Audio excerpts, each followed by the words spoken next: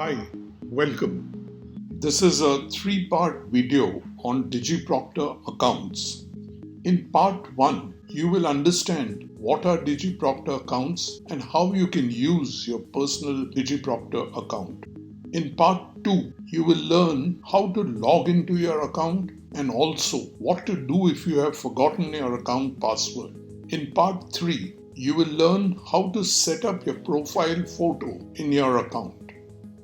So let's start with part 1. To create accounts, DigiProctor requires student information like their names, email IDs, and photos. Before exams start, your institution will send student information to DigiProctor. This information includes student details like their names, IDs, mobile numbers, class, etc. It also includes their registered email ID.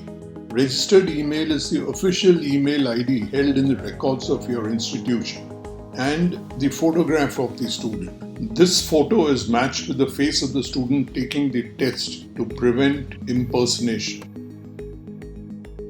On receiving this information, DigiProctor automatically creates an account for every student. The account is the home for the student. You will find your account very useful. After logging into your account, you can see what tests have been scheduled for you and their dates and time. You can also get the entry key for the test. In DigiProctor, you cannot enter into a test without entering the test key. You can also see what tests you have completed and their results. And you can also download your test pad from the account.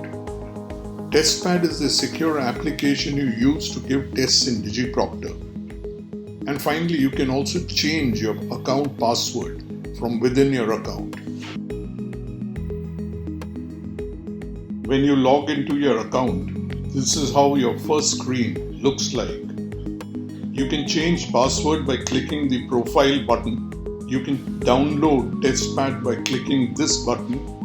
You can see your test information by clicking Test Management.